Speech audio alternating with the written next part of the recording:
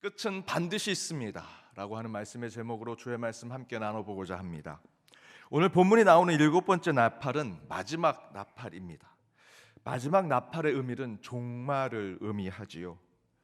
계시록의 가장 중요한 것은 긍정적인 메시지로 본다면 2000년 전 오셨던 그 역사적 예수, 그 예수님께서 죽고 부활하셔서 우리에게 새 생명을 허락하시고 성령을 약속하신 후에 승천하셨습니다. 그리고 다시 오시는 예수의 재림을 우리에게 알려주는 말씀이 요한계시록입니다.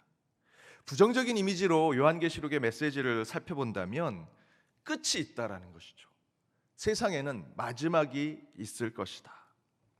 그 가운데 오늘 본문은 나팔을 부는 상징에, 그것도 마지막 나팔을 부는 7번째 이야기가 나옵니다. 그렇다면 마지막 나팔이 불 그때 이 세상의 마지막에는 어떤 일이 일어나는 것일까? 그 첫 번째는 하나님의 완전한 통치가 이루어진다라는 것입니다. 하나님의 완전한 통치가 이루어지는 날이 바로 우리의 종말이라는 것이죠. 15절에 이렇게 기록되어 있습니다. 우리 15절 말씀 함께 읽겠습니다.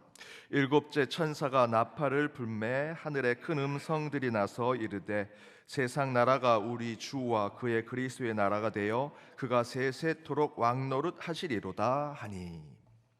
일곱째 천사가 마지막 나팔인 7번째 나팔을 불면 하늘에서 큰 음성이 나서 이르되 세상 나라도 우리 주 그리스도의 나라가 된다. 그래서 세세토록 그분이 우리의 왕이 될 것이다 라고 이야기하지요. 곧 마지막 나팔이 불면, 종말의 때가 되면, 마지막 때가 되면 하나님 나라뿐만 아니라 이 세상의 모든 것, 모든 민족까지 하나님의 통치를 받게 될 것이다 라는 것을 이야기하고 있습니다. 그렇게 저와 여러분, 우리 이 세상의 역사의 끝은 반드시 온다라는 것이죠. 그래서 우리는 욥과 같은 고난과 아픔 속에서도 마지막 성취될 하나님의 통치를 소망하며 지금의 신앙과 우리의 교회를 지켜내야 한다라는 것입니다. 고대 철학이지만 플라톤의 철학은 기독교의 사상에 많은 영향을 서로 주고받았습니다. 실제로 많은 부분 실질적 기독교 신앙을 반영하고 있는데요. 특별히 플라톤의 이데아론은 우리 기독교의 굉장히 중요한 부분을 차지하고 있습니다. 오늘 본문 15절의 말씀을 또한 뒷받침하는 말씀이라고도 할 수 있지요. 우리는 하나님의 형상으로 만들어진 존재라면 하나님의 통치를 받아야 할 존재입니다. 그런데 이 세상의 일부를 지배하고 있는 사단은 하나님처럼 하나님인 척 우상이 되어서 우리를 통치하고 있지요. 그래서 예수를 믿는다라는 것은 단순히 감정적인 종교심을 가져서 살아가는 것이 아니고요. 이제 나의 주인은 세상의 왕이나 나를 지배하는 세속의 어떤 것이 아니다라는 것을 고백해야 합니다. 하지만 저와 여러분이 세상 사단이 지배하는 이 땅에 있는 한 하나님인 척하는 우상 가운데 통치를 받을 수밖에 없죠. 저와 여러분이 살아가고 있는 이 공간은 플라톤이 얘기하는 동굴과 같은 공간입니다. 완벽한 하나님을 만날 수 없습니다. 완벽한 나의 통치자, 나의 주관자를 볼 수 없죠. 희미한 그림자로만 볼 수밖에 없습니다. 그 가운데 가짜가 나타나죠. 하나님인 척하는 존재가 이 동굴 가운데 있습니다. 그 허상 속에 저희들은 살아가지만 저와 여러분은 하나님의 형상으로 반드시 참 하나님을 만나야 합니다.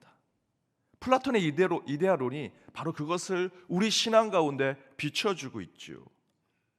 그래서 이제 저와 여러분은 마지막 때에 그 동굴에서 벗어나 그림자가 다 사라지고 완전한 빛이 이루어지는 그곳에서는 내 형상, 하나님이 나의 형상을 만들어주신 그 하나님을 찾아내야 하는 것이죠.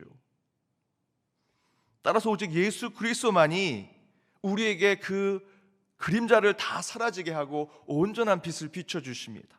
동굴에서 저희들을 끌어내어서 그 십자가 이후의 부활의 삶으로 우리에게 참된 나라를 보게 하시지요. 오늘 이 15절의 말씀이 그것을 우리에게 깨닫게 하는 것입니다. 마지막 때에는 동굴에서 나오게 될 것이고 그 그림자가 다 사라지게 될 것이다. 오직 예수 그리스도만이 나의 참 통치자, 참된 주인임을 고백하게 되는 것, 그것이 저와 여러분이 지금 붙잡고 있는 신앙이라고 할 수 있습니다. 그런데 바로 오늘 말씀이 이제 예수를 믿는 자들에게 이루어지는 예수가 내 삶의 통치자인 것이 예수를 믿던 믿지 아니하던 믿음에 상관없이 온 인류의 통치자로 예수 그리스도가 왕으로 이 땅에 오시는 사건을 우리에게 설명하는 것, 마지막 종말의 때는 그렇게 된다는 것이죠. 여러분, 지금 우리는 그런 종말을 앞당겨서 이미 먼저 주의 자녀된 삶을 살아가는 자들이죠.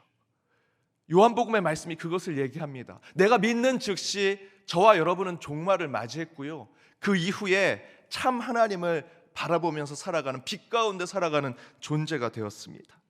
물론 저와 여러분은 두 발을 지옥과 같은 이 땅에 디디고 살지만 저 천국을 소망하며 주 예수 그리스도의 통치에 순복하는 자들로 살아가죠. 그것을 저와 여러분은 그리스도인, 성도라고 얘기합니다.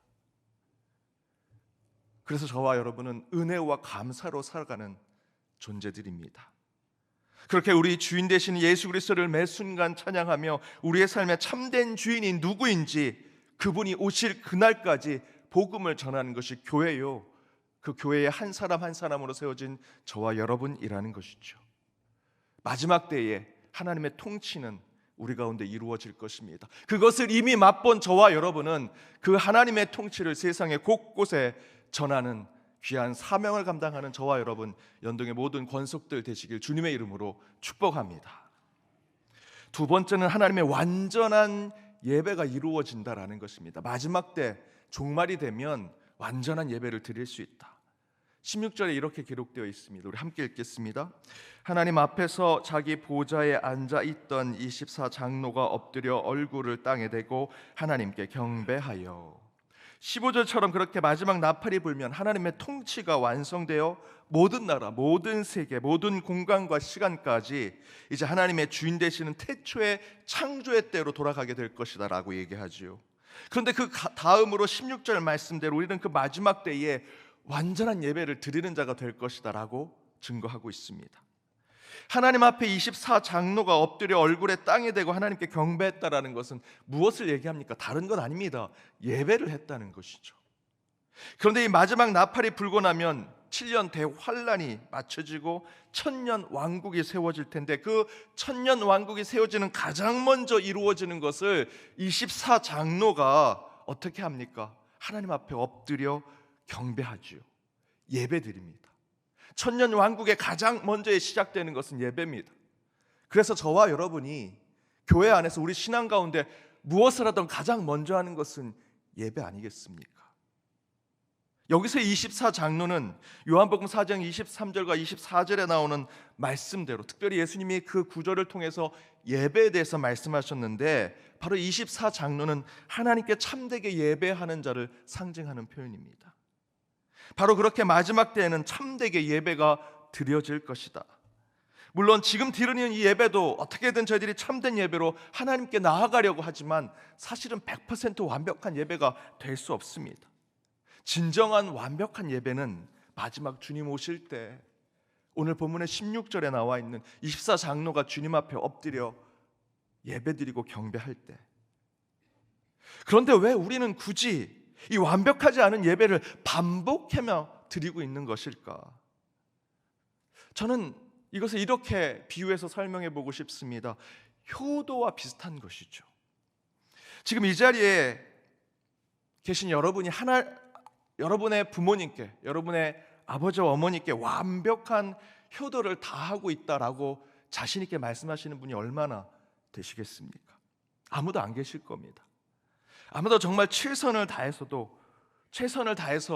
부모님께 효도한다 할지라도 내 자신이 만족하지 않은 경우가 너무 많고요, 부모님도 또 다 성에 차지 않으실 때도 있을 것입니다. 서로가 효도는요 완벽하지 못하죠. 그럼에도 불구하고 저희는 매일 부모님께 안부를 여쭙습니다. 찾아뵙고 좋은 일이든 안 좋은 일이든 자녀 입장에서 어떻게든 부모님의 뜻대로 도와드리고자 노력하지요.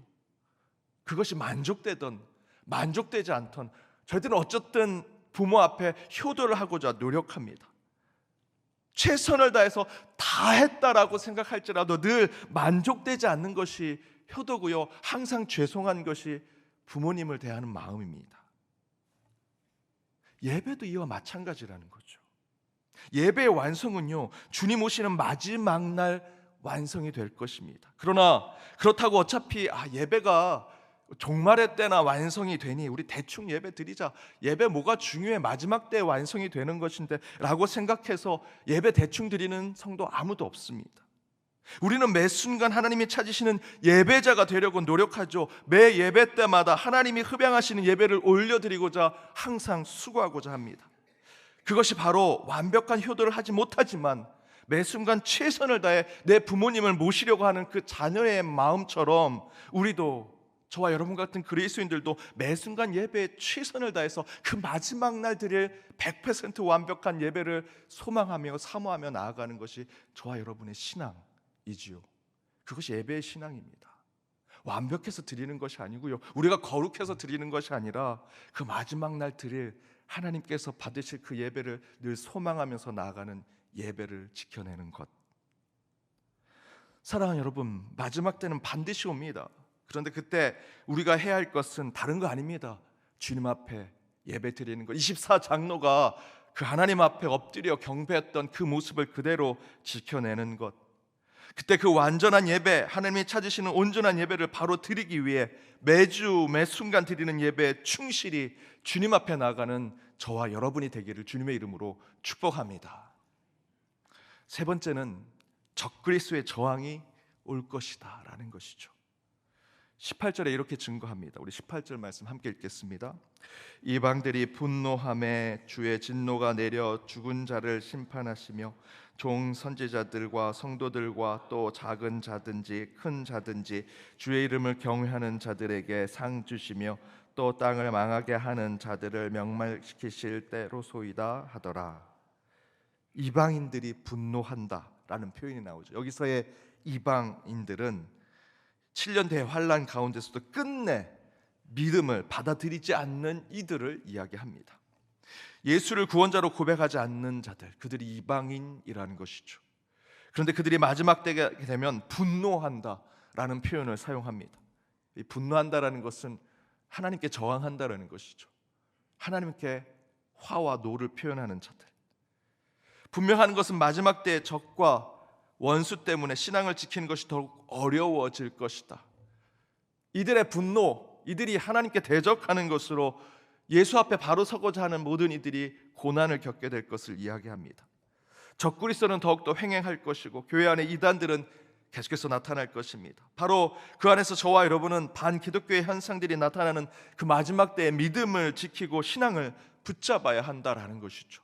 종말의 때에 적그리스도와 이단들과 교회를 흔들고 우리의 믿음과 신앙을 좀먹는 이들이 날로 늘어날 것이다라는 것입니다. 어쩌면 그것은 지금 우리 안에도 이루어지고 있다라고 할 수 있습니다. 그럴 때일수록 더욱 말씀을 붙들고 교회 중심으로 나아가야 하지요. 예배와 성경의 본질로 돌아가고자 노력하고 십자가와 예수 외에 다른 것을 붙들어서는 안 될 것입니다. 그런데 그 마지막 때에 저와 여러분이 할 수 있는 것은 그 적그리스도의 원수와 대적과 이단을 색출해서 잡아내서 처단하고 그들을 정죄하고 그들을 죽이려고 하는 것, 성경에 그렇게 기록되어 있지 않다라는 것입니다. 18절 19절 좀 기지만 한 절 더 같이 함께 읽어보도록 하겠습니다. 함께 읽겠습니다. 이방들이 분노함에 주의 진노가 내려 죽은 자를 심판하시며 종 선지자들과 성도들과 또 작은 자든지 큰 자든지 주의 이름을 경외하는 자들에게 상 주시며 또 땅을 망하게 하는 자들을 명말시키실 때로소이다 하더라. 이에 하늘에 있는 하나님의 성전이 열리니 성전 안에 하나님의 언약궤가 보이며 또 번개와 음성들과 우레와 지진과 큰 우박이 있더라. 무슨 말씀을 우리에게 주시고자 이 두 구절의 말씀을 우리가 함께 읽었습니까? 심판이 어떻게 옵니까? 이방들이 분노하며 이방들이 하나님께 대적합니다. 거기에 너희들에게 칼을 쥐어 주겠다, 너희가 그들을 색출하여 잡아내어 처단해라 라고 얘기하지 않습니다. 주의 진노가 죽은 자들 가운데 심판으로 나올 것이다. 하나님이 하신다는 것이죠. 마지막 때 곧 심판의 때 주인공은 저와 여러분 교회가 아닙니다. 하나님이십니다.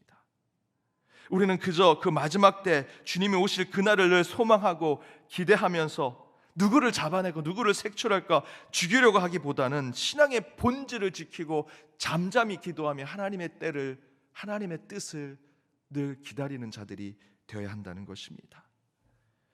그것을 외친 것이 바로 루터와 칼빈의 종교개혁이고요, 그 종교개혁의 정신을 붙잡고 지금 저와 여러분이 서 있는 연동교회가 지금까지 이어져 온 것입니다. 그때 그들이 외쳤던 것은 아드 폰테스, 본질로 돌아가자였습니다. 저와 여러분의 신앙의 본질은 다른 것이 아닙니다.